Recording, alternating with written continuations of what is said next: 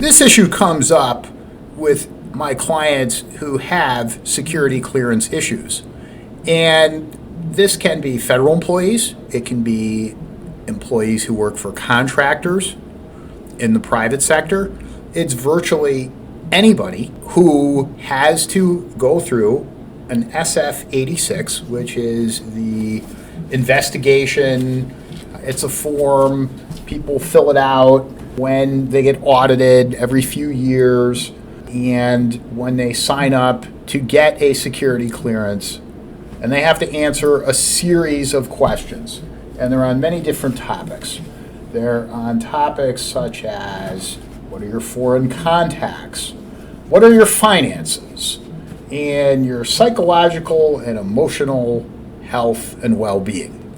Because what the government is looking to do here is basically find anyone that might be some sort of risk to the federal government, including things like divulging military secrets or classified information or whatever for money, or to a foreign person who they might have a romantic relationship with or family relationship with or something like that.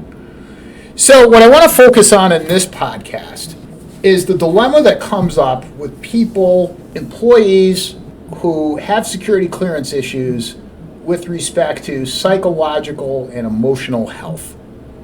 And sometimes this does come up in their own Title VII or other retaliation actions.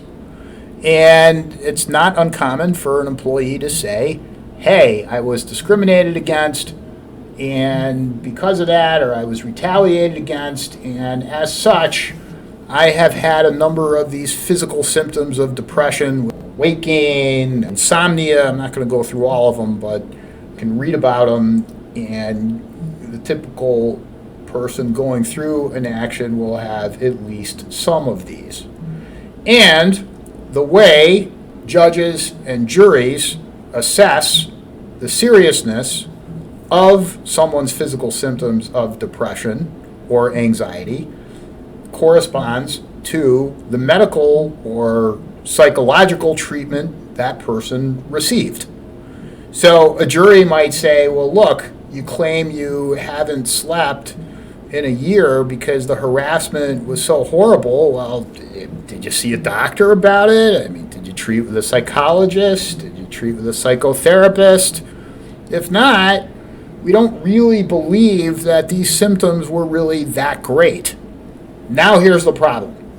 Assuming the person understands how important it is to get treated for psychological issues or anxiety, depression, things like that, and not just for lawsuits, but just in general. Someone has a problem, get treatment. I mean, there's no reason not to, except, okay, if you have an SF-86.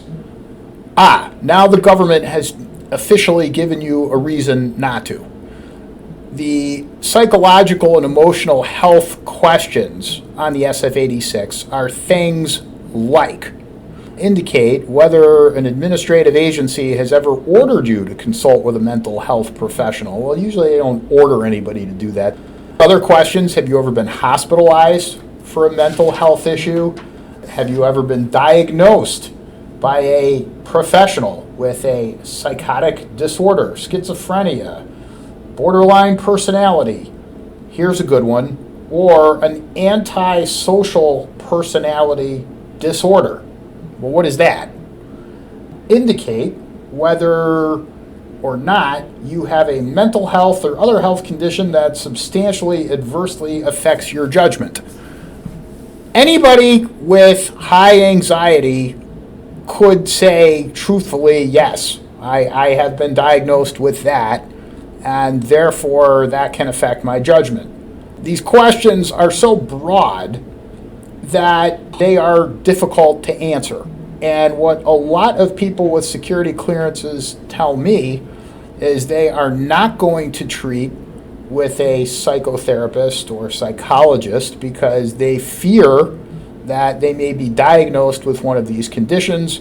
They have to report it, And even though the government says on these forms that mental health treatment and counseling in and of itself is not a reason to revoke or deny eligibility for access to classified information, yeah, I don't know that I necessarily would believe that. Yes, that's officially true. Does it really happen? The biggest problem is if you've treated with a psychologist and you were diagnosed with one of these things and you didn't report it, then you will lose your clearance. That's a much worse problem than putting it down. Advice that I typically will give for something like this, and again, I am not a psychologist, I'm not a mental health professional, I don't claim to be. Each case is different. If someone really has bipolar disorder, go to the psychiatrist, get the right medication, whatever it is these days, lithium or whatever they give for that nowadays. Obviously, get the treatment that you need. People going through a lot of general insomnia, anxiety, I am not convinced that all of those people really need or will benefit from a psychologist or a psychotherapist. We have, at our law firm, referred people to life coaches, and they take a different approach.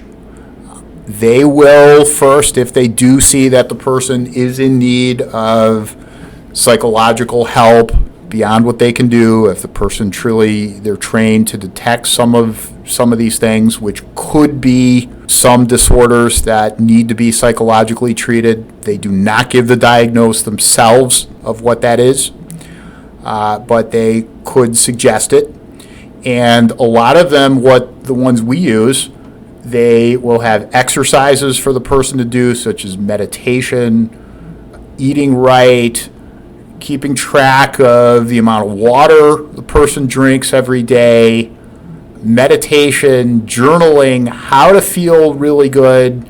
And in many cases, the life coach can do wonders for the person way beyond the therapist. And one of the knocks on psychotherapy is many therapists, you don't have to do anything. All you have to do is show up and talk week after week, and then you get your bill.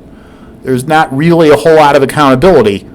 But what's important for purposes of the SF-86 is that you certainly do not have to report your meetings with a life coach, because a life coach is not a mental health professional.